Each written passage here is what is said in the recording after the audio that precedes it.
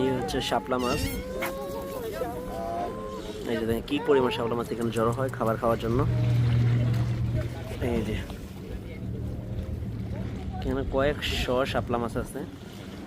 এখানে ধরা নিষেধ, যার কারণে এখানে সবাই খাবার দিতে পারবে, এখানে মাছ শিকার করতে পারবে না, নিষেধ এই সাইটগুলোতে।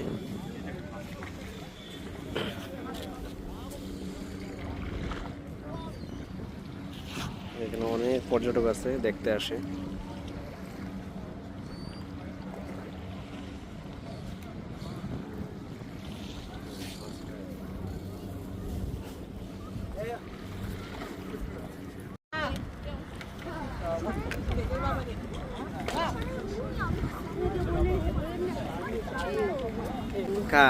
যারা মালদ্বীপ ঘুরতে আসেন অবশ্যই জায়গাটা দেখতে আসবেন। এটা হচ্ছে মালদ্বীপ যে শুটকি বাজার কিংবা গারা মার্কেটের পাশেই। যে কোনো বাংলাদেশি বললেই হবে, শুটকি বাজার বললেই মানুষ চিনবে। অবশ্যই এই জায়গাটা মিস করবেন না, খুবই একটা সুন্দর জায়গা, খুবই দেখার মতো কিছু।